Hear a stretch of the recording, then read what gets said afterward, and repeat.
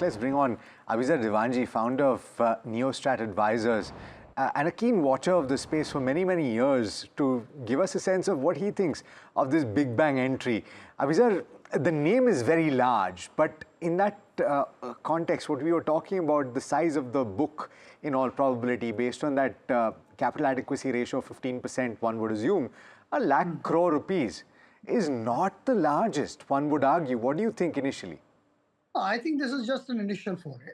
Yeah. And as the businesses would expand, people would put in more and more money. But the thesis is something which is not, by the way, new or innovative. If you look at it, when the telecom companies came in, they all set up and applied for payment bank licenses. And there was a reason they did that. They wanted to leverage their network and the digital accessibility to customers in the remotest areas to get them into the financial services fold. Now, the big hurdle that they obviously had was that corporates could not own banks in India. Hence, but the only exception that the RBI made was for payment banks, because payment banks were not supposed to be dispersing out loans. And hence, the process started much earlier. Vodafone, by the way, also set up its own payments bank, which ultimately they gave up the license. But Jio set it up. Airtel obviously also has a payments bank. So they actually started with getting into the foray. Then we had the Jio venture, where Jio set up its own NBFC to basically sell financial services products. They set up the Jio Financial Services platform, and I think Airtel would possibly end up doing something similar over time. They're starting with lending, but I'm sure they will get into a boutique financial services platform. Abizer, good morning. Hira on this side. So what is that competitive moat that one should be looking at if you have to compare Airtel's NBFC as to a Jio Financial Services in terms of leveraging the telecom data if you have to look at credit underwriting then? So it's not more of telecom data for credit underwriting. It's more to say that if you have a loyal user who's been with you for a long period of time, then there is a level of trust that the customer has on you and you have on the customer. So when you have a level of trust on the customer, that results in a lending proposition. And when the customer has a level of trust on you, it tends to be either a deposit proposition or an investment proposition. So that's exactly, in my view, though I don't know it from the inner quarters, is possibly what Jio is trying to do too. Is trying to leverage the strength of relationship that it has with the customer. Not necessarily only data, because then there are DPDP rules, etc.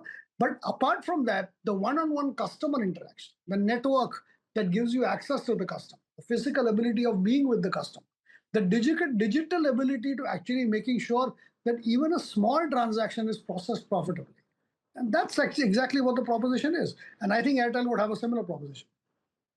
Abizer, another question I have is when you talk about Bharti, it's a lending service provider, right? And now this transition will be actually to a telecom-led NBFC.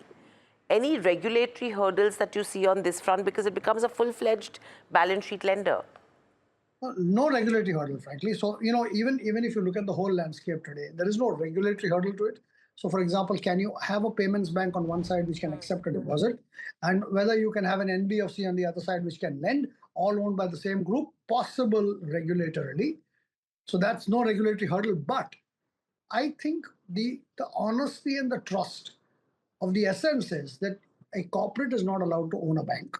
Hence, if there is a direct linkage seen from the deposit taking and the lending ability, that I think is going to be a trust factor or a supervision factor, which the RBI will, in my opinion, keenly watch, because that defeats the purpose then to say that a corporate should not be owning a banking license. If you have two entities, one can take a deposit and the other can give a loan, though there is no direct correlation.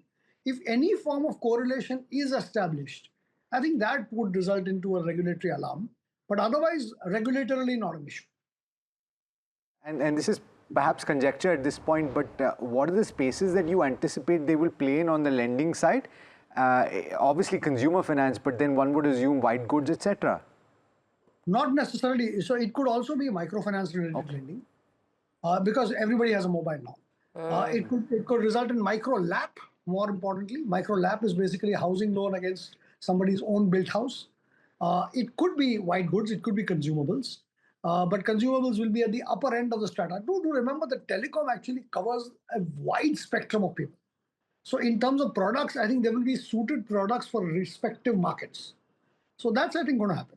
But the biggest thing that they have is penetration. And they have the trust, which is exactly what a bank has.